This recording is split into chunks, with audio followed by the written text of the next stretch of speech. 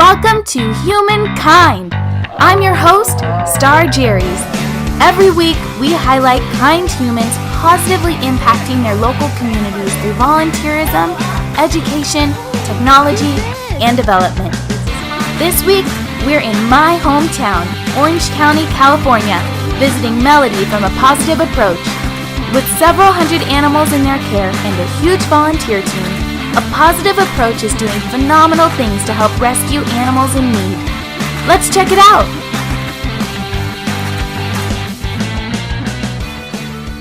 Hi, this is Star Jeries from humanKIND. Today I'm here with Melody from a Pawsitive Approach. They're based out of Orange County.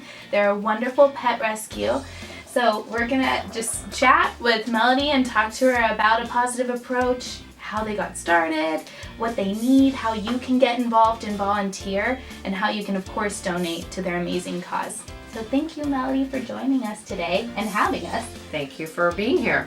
Our rescue started back in 2011 by several women who were very passionate about helping stray, abandoned, and unwanted animals.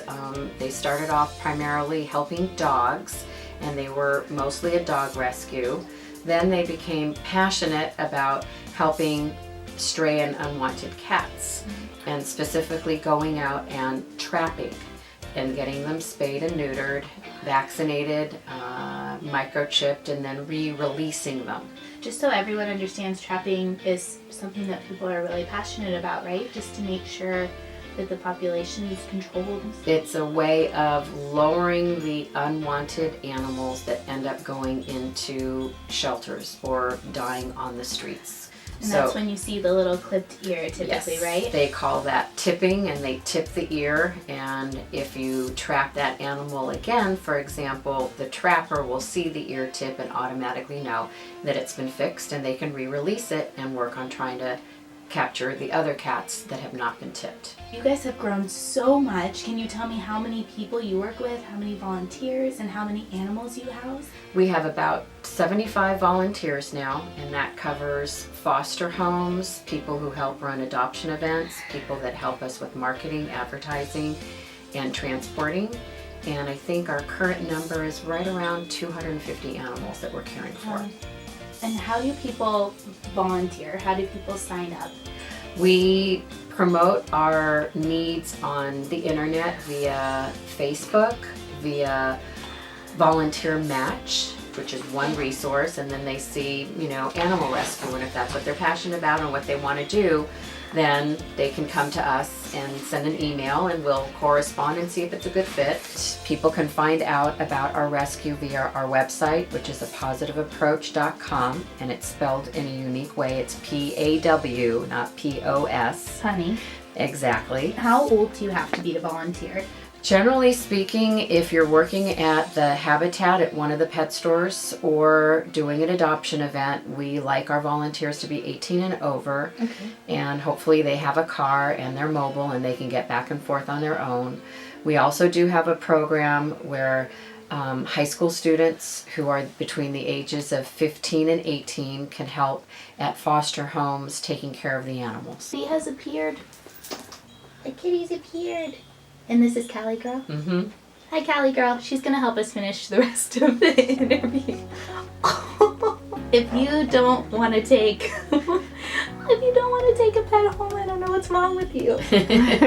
We always want to make sure that we ask our rescues or anyone that we're talking to how we can donate to support the cause, because people don't know how expensive it is to run and maintain a rescue. It is very expensive, and we don't charge an exorbitant adoption fee, just something that we feel is fair, that covers all of the medical that goes into taking care of the animal and getting it adoption ready, as well as the expense of medicine if they're sick, as well as the food and litter that they need during the time that they're living with us. If I were to calculate it all up, it's probably more than our adoption fees are. People don't really think about that, but when you are paying an adoption fee, you're paying for this rescue to stay up and running, and it is so much more.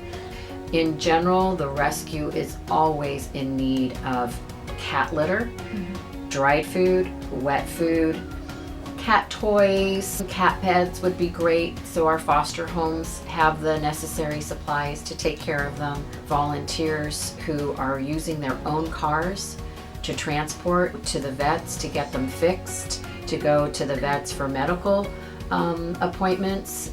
So gas cards. Yeah, they pay for their own gas out of their own pocket. It's quite an investment, and any kind of financial donation or product donation is of great help to us. It all 100% goes to the animals. We'll be sure to make a list of everything that Melody just explained, from gas cards to the Royal Canin specific food, cat litter, cat beds, etc., and we'll have them in the YouTube comments down below. We talked about donations, we talked about how you can get involved, we talked about everything except for how you can adopt and how you can take a fur baby home and give them their forever home. That's the ultimate goal. And then about seniors too. I know we had talked about. Yes, so we do adoption events every weekend, rain or shine, and even on some holidays.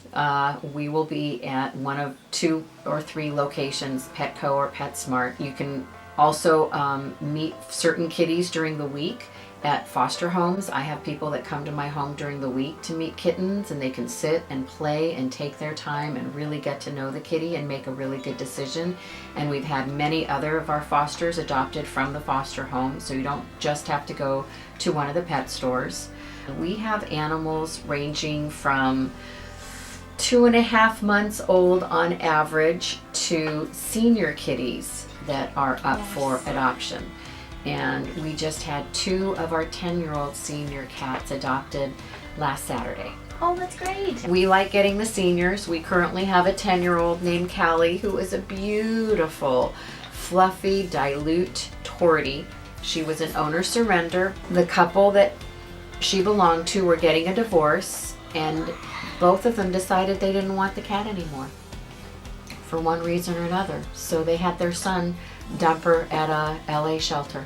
She went on the list to be euthanized because she was 10 years old and kind of shy, and my husband happened to see her posted on Facebook, and we got her out. She came here and she's doing fabulously, and we know one day someone's going to want to adopt her.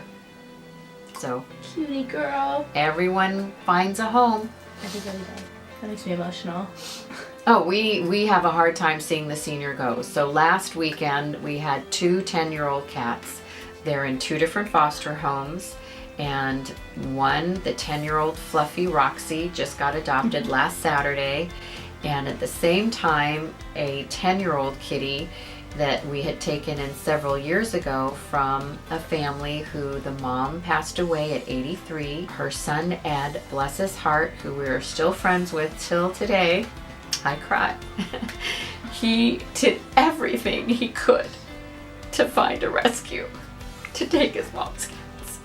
That's awesome. Yeah. It's actually extremely hard to get kitties adopted the older they get, correct? Yes. For every month and for every year that a kitty gets older. Oh, here's a new one. Come on, Onyx. This is Onyx. He's about 4.5 months old. He was actually brought to us by one of our preschool teachers who found him in their backyard in a gardening shed. Mama took off and they brought him to me at maybe 3 or 4 weeks old. And he never took to the bottle, thank goodness. He went straight to Wetfood. Oh, Onyx. So he was super easy to take care of. You're an easy baby. Anyway, back to the seniors. My husband and I specifically have a passion for the older kitties. And unfortunately, there are very many of them actually that get taken to shelters that are owner surrenders for one reason or another. When they're seniors, and I've experienced this too, because I've had kitties that I've bottle fed, I've had kitties that we've adopted at a very young age, and then of course having my own cats be seniors. You said that it's a lot easier for you to know the personality know kind of what's going to be coming home with you. That's a nice thing Right. about getting an adult cat, because we can really tell you what their personality and what their behavior is going to be. Like Callie, who you met over there, I can tell you exactly how she's going to behave in different situations. Onyx, being 5 months old now, we kind of know what his personality and his temperament's going to be. So it's just, I mean, he's a total love bug lap kitty. You want to be in this shot, baby? Ready? Ready. Alrighty. So if you're ready to adopt a fur baby from A Pawsitive Approach, be sure to check out their website, apositiveapproach.com, and look on petfinder.com. They post all their babies there. Cats, dogs, kittens, seniors. This is Callie. Thank you for having us. Thank you. Hi, Emily.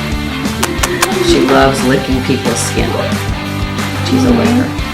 Oh, you farted. She farts? I got that. Thank you so much for watching humanKIND, and thank you to everyone who was involved in the making of this week's episode. Be sure to subscribe to our YouTube channel and follow us on Facebook and Instagram at Choose humanKIND. We post videos every Monday. Love others, love yourself, and stay kind. See you next week.